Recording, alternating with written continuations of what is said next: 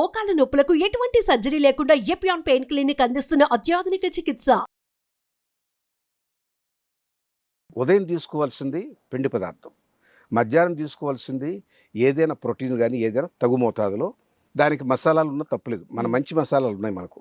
ధనియాలు, మిరియాలు, అల్లం, శొంఠి, పసుపు, జీలకర్ర ఇలాంటివన్నీ. ఎందుకంటే జీవ ప్రక్రియకి అరిగించే గుణం ఉన్నటువంటి దానికి దోహదపడతాయి. మధ్యాహ్నం మనం హెవీగా భోజనం చేస్తాం, ఆ భోజనం అరగాలంటే ఈ మసాలా దినుసులు కావాలి. రాత్రిపూట చాలా తక్కువగా తీసుకోవాలి ఆహారం, దానికి సాత్విక ఆహారం తీసుకోవాలి. అయితే వర్ణాశ్రమ ధర్మంలో బ్రాహ్మలు బాగా వేదాలు చదివి అందరికీ ఎడ్యుకేట్ చేయాలి, వాళ్ళు సమాజానికి హితబోధ చేయాలి అని నిర్ణయించుకున్నప్పుడు వాళ్ళకి ఎక్కువగా వల్లెవేయడం, ధారణ శక్తి కావాలి, బ్రెయిన్ చాలా ఎక్కువ పనిచేయాలి వాళ్ళకి. అందుకని వాళ్ళు నెయ్యి బ్రెయిన్ చాలా అవసరం. ఆహారం కూడా పిడి పదార్థం ఎక్కువ తినాలి, అన్నం కూడా ఎక్కువ తింటారు. వాయనాలు లాగించారు బ్రాహ్మలు అంటారే, అదేంటంటే వాళ్ళకి అవసరం. వాళ్ళంత ధారణ శక్తి ఉండాలంటే బ్రెయిన్కి చాలా పటుత్వం ఉండాలి. అందువల్ల నెయ్యి ఎక్కువ వాడాలి. వాళ్ళకి బ్రాహ్మలకి ధారణ శక్తి పెరుగుతుంది. క్షత్రియులు ఉన్నారు ఇప్పుడంటే, ఇవాళ ఇంకో దేశం మీద యుద్ధానికి వెళ్ళక్కర్లేదు, కానీ పోనీ అధికారులు అనుకుందాం, ఇంకోరు అనుకుందాం, కాయ కష్టం చేసేవాడు అనుకుందాం, రైతు అనుకుందాం, అతనికి జవసత్వాలు ఉండాలి, ఎండలో నిలబడి పనిచేస్తాడు. అతను ఆ శ్రమకు తగ్గ ఆహారంకి ఎక్కువసేపు శరీరంలో ఆహారం నిలవ ఉండడానికి ప్రోటీన్ ఉన్నటువంటి మాంసాహారాలు అవి తీసుకుంటారు. వర్ణాశ్రమ ధర్మంలో క్షత్రులు తీసుకోవచ్చు, తీసుకోమని చెప్పారు. యజ్ఞయాగాదులు చేసినప్పుడు వాళ్ళు బలిపశువులు ఇచ్చి దాన్నే తినేవాళ్ళు. బ్రాహ్మణులు కేవలం సాత్విక ఆహారం తీసుకొని బ్రెయిన్ పెంచుకోమని చెప్పారు. అందువల్ల ఎవరి ఆశ్రమ ధర్మానికి తగ్గట్టుగా వాళ్ళకన్నీ ఏర్పాటు చేశారు. అవి వాళ్ళు ఎవరు పాటించట్లేదు. ఎంతసేపటికి అసలు వంటింట్లో పిల్లి లేయటం లేదు. పక్కన్నటువంటి చట్నీస్కి వెళ్ళిపోదామా, లేకపోతే పక్కన్నటువంటి ఇంకేదో ఫాస్ట్ ఫుడ్కి వెళ్ళి జంక్ ఫుడ్ తినేద్దాం అనుకుంటారు. జంక్ ఫుడ్ వల్ల తామసాహారం అది. అంటే జంక్ ఫుడ్ తామసాహారం దేని చెప్తారో చూస్తాను. ఫ్రిడ్జ్లో పెట్టిన వస్తువులు, నిల్వ ఉంచినవి, కలర్స్ వేసినవి, ఇవి కాక అన్నిటికన్నా ముఖ్యంగా ఏ రకమైనటువంటి మసాలాలు లేకుండా బ్లాండ్గా చేసినటువంటి వాటిలో నిల్వ పదార్థాలు పెడతారు. 10 కాలాల పాటు ఉండాలని.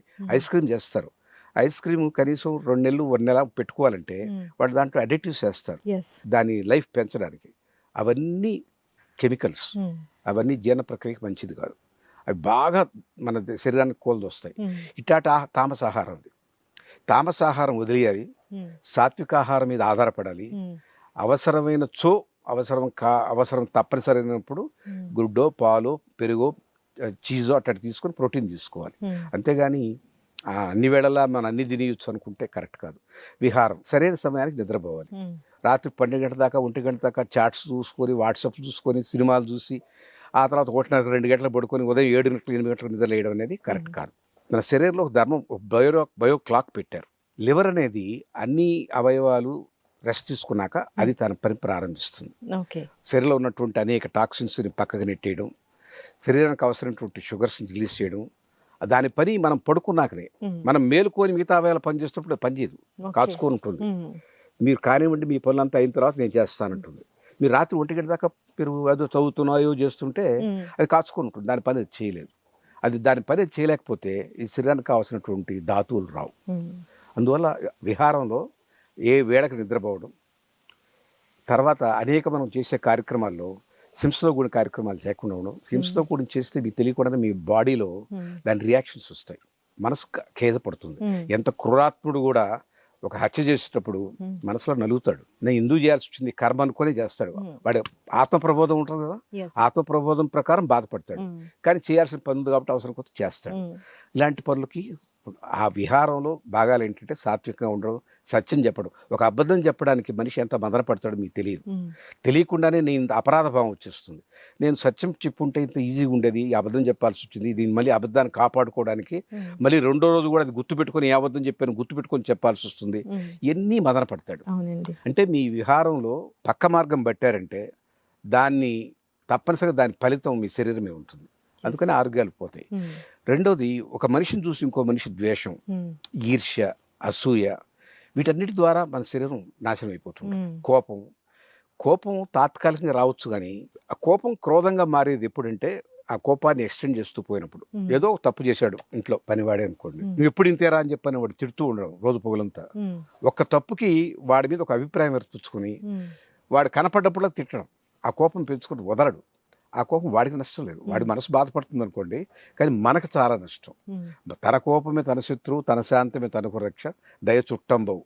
దయ ఉండాలి, కోపం లేకుండా ఉండాలి, క్షమించే గుణం ఉండాలి, ఇది దైవీ గుణాలు. ఇవన్నీ మనకు మన వేదంలో చెప్పినయే, అవన్నీ పాటించడం లేదు. వేదం అనే మీద నమ్మకం లేదు. పోనీ వేదం చదివే శక్తి మన సంస్కృతం లేదు కాబట్టి ఎవరైనా ఒక మంచి మాట చెప్తే విందామనే ఉద్దేశం లేదు. మన విద్యా విధానంలో ఇట్లాంటివన్నీ ఉన్నాయని చెప్పే దిక్కు లేదు, అలాంటి గురువులు లేరు, అలాంటి పాఠ్యాంశాలు లేవు. మన విద్యా విధానంలో కేవలం మ్యాథ్స్, ఫిజిక్స్, సైన్స్, కెమిస్ట్రీ, డాక్టరో, ఇంజనీరో, లాయరో కాడానికి పనికొచ్చాయి. కానీ ఒక మనిషి సమగ్రంగా జీవితాన్ని కొనసాగించే పద్ధతిలో తన ఆహారం గురించి తెలియదు, తన జీవన విధానం గురించి తెలియదు, మన ధర్మం ఏంటో తెలియదు, మనసును ప్రశాంతంగా పెట్టుకుంటే ఎన్ని ఉపయోగాలు ఉన్నాయో తెలియదు, ప్రశాంతం కోసం ధ్యానం అనే ఒక మార్గం ఉందని తెలియదు. ఇవన్నీ చెప్పేవాడు ఎవరమ్మా? అందువల్ల మన విద్య మనకు మళ్ళీ తిరిగి వస్తే, మన ఆచారం, మన వాంగ్మయం చదవగలిగే పరిస్థితి వస్తే ప్రతి ఒక్కరూ ఆ రకమైన ఆహారం తీసుకుంటారు, ఆ రకమైన విహారాదులు పాటిస్తారు. ఈవెన్ ఆహార్యం, మనం వేసుకునే బట్టలు కూడా చలి దేశాల్లో వాళ్ళకి జర్కిన్స్ అవసరం, చలి దేశాల్లో వాళ్ళకి మంకీ క్యాప్లు అవసరం, చలి దేశాల్లో వాళ్ళు గడ్డం పెంచుకోవాల్సిన అవసరం ఉంది. మన దేశంలో అవసరం ఉందా? చలి లేదు ఇక్కడ, సమశీతోష్ణ పరిస్థితి. ఇక్కడ జర్కిన్లు వేసుకుని తిరగడం ఎందుకమ్మా? నూలు బట్టలు ఉన్నాయి కదా, అవి వేసుకోరు. అక్కడి నుంచి ఏది ఇంపోర్ట్ అయితే అదే వేసుకుంటారు. వాళ్ళు మన షాపులంతా వాళ్ళ వస్తువులు అమ్ముతున్నారు కదా. మన ఖాదీ వస్తువులు అమ్మేవాడు 4 షాపులు 5 షాపులు, అవేమే షాపులు ఇన్ని, అన్ని షాపులు అవే. ఆకాశం ఉండ నక్షత్రాలు ఒకటే చంద్రుడు, ఖాదీ బాండార్ ఒక దగ్గర 2 దగ్గరలో ఉంటుంది, ఇంకెక్కడ ఏమి ఉండదు. కనుక మనదైనటువంటి ధర్మం మనం పాటిస్తే స్వధర్మం ఉంటాం. దాన్ని స్వధర్మం అంటే కేవలం ఆ ధర్మం మనం నమ్మిన మతం, మనం నమ్మిన దేవుడిని కాదు. మన ఆహారం, మన విహారం, మన ఆచారం, మన పద్ధతి, మన సంస్కృతి, మన భాష, ఇన్ని మన స్వధర్మం. ఇక్కడ ఉన్న నేను ఈ ప్రాంతంలో పండిన పండు కానీ, ఇక్కడ పండిన ధాన్యం కానీ, ఇక్కడ దొరికే వస్తువు కానీ తీసుకోవాలి. నేను చైనా నుంచి ఇంపోర్ట్ చేసిన యాపిల్స్ తింటానంటే ఆ నేల వేరు, ఆ తీరు వేరు, అక్కడ ఆ మనసులకు సంబంధించినటువంటి అయ్యే వచ్చుంటాయి. ఆ డిఎన్ఏ దాన్ని యాక్సెప్ట్ చేస్తుంది, మన డిఎన్ఏ దాన్ని యాక్సెప్ట్ చేయదు. మనం ఇవాళ ఏదో కొత్త రకం ధాన్యం కినోవా వాళ్ళు సౌత్ అమెరికాలో పండించుకున్నారు, వాళ్ళకి వరి పండదు కాబట్టి, పండుతుందేమో నాకు తెలియదు. కానీ కినోవాని తీసుకొచ్చి మనం తింటే ఆరోగ్యం బాగుంటుంది అనుకోవడం పొరపాటు. కొన్ని తరాలు అలవాటు పడితే తప్ప మన డిఎన్ఏ దాన్ని యాక్సెప్ట్ చేయదు, దాన్ని అరిగించుకోవడానికి చాలా అవస్థపడుతుంది. మన వరన్నమే మనకు శ్రేయస్సు, మనదైన ఆహారం, మన పూర్వీకులు ఏం తిన్నారో మనం అదే తింటే మంచిది. ఈ శరీరం అలవాటు పడి ఉంటుంది. మనం తిన్న ఆహారం బట్టి ఆహారం మనంగా మారిపోయి ఉంటుంది, మనలో డిఎన్ఏగా ఉంటుంది. అది ఆ డిఎన్ఏ ఉన్నప్పుడు మనం తిన్న వరి దాన్ని యాక్సెప్ట్ చేస్తుంది. వేరే రకం డిఎన్ఏ వస్తే కుస్తీ పడుతుంది, అవస్థ పడుతుంది. కొన్ని తరాలు దానితో సంప్రదించుకొని దాంతో సంఘర్షణ పడి సయోధ్యకు వచ్చి అరగడం మొదలెట్టేదానికి 2-3 తరాలు 4 తరాలు పడుతుంది సైంటిఫిక్గా చెప్పారు. మరి మనం కినోవా తెచ్చేసుకొని తినేద్దాం, మలేషియా నుంచి యాపిల్స్ కొని తినేద్దాం, డేట్స్ అక్కడి నుంచి తీసుకొచ్చుకొని, ఎక్కడి నుంచి మన అరబ్ కంట్రీస్ నుంచి. కరెక్ట్ కాదు. మన ప్రాంతంలో ఏం పండుతుందో అది తినడమే ముఖ్యం. మనదైనటువంటి ఆహారం విహారం ఉంటే ఆరోగ్యాలు అందరూ బాగుంటాయి. ఈర్ష్యాద్వేషాలు మంచిగా మన పురాణంలో చెప్పారు, సుమశతులు చెప్పారు, వేమశతులు చెప్పారు. ఇవన్నీ పాటిస్తే అందరూ వాళ్ళ వయసు తగ్గట్టుగా ఆరోగ్యంగా ఆనందంగా ఉంటారు. ఈర్ష్యాద్వేషాలు లేని వాళ్ళు ఎవరున్నారు ఈ రోజుల్లో? మీరు అన్నట్లు ఉండాలి, ఉండమని చెప్పారు. అది ఉండేదానికి వీలుగా మనకి కథలు, పురాణ కథలు వచ్చినాయి, కావ్యాలు వచ్చినాయి. ఎంత వాంగ్మయం ఉందమ్మా! ఆ వాంగ్మయం చదివితే తప్పనిసరిగా మార్పు వస్తుంది. You are what you eat, you are what you read. ఈ 2 మనం మర్చిపోతే మనం తినే ఆహారం సరిలేదు, మనం చదివే పుస్తకాలు మంచివి కావు. అలాంటప్పుడు మనదైన ధర్మం మనకు తెలియదు. అవి కానీ ఉంటే ప్రతి ఒక్కరు హాయిగా ఉంటారు. చూడండి, పిల్లలు ఏ రకమైన ఈర్ష్యాద్వేషం లేకుండా ఉంటారు, చాలా ముద్దుగా ఉంటారు, మొహంలో కాంతి ఉంటుంది. పెరిగిన తర్వాత వాళ్ళలో ఇది నా బలపం, ఇది నా సంచి అని పీక్కోవడం మొదలెట్టాక వాళ్ళ మొహంలో మార్పు, ఆ సున్నితత్వం పోతుంది. అదే చిన్న రుజువు మీకు. అది వయసు వచ్చే కొంది కంపారిజన్స్, పోటీతత్వం.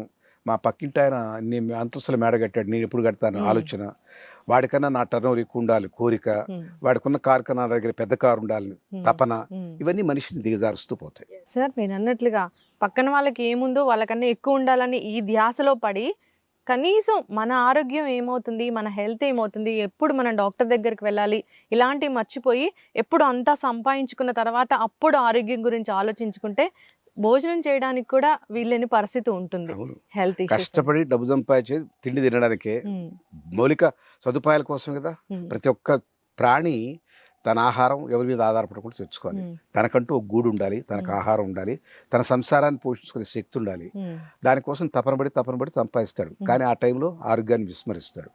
డబ్బంతా వచ్చి చేరుతుంది, అనారోగ్యం ఉంది, మళ్ళీ ఈ డబ్బంతా తిరిగి దానికే ఖర్చు పెట్టి ఆరోగ్యం కొనుక్కుంటాడు.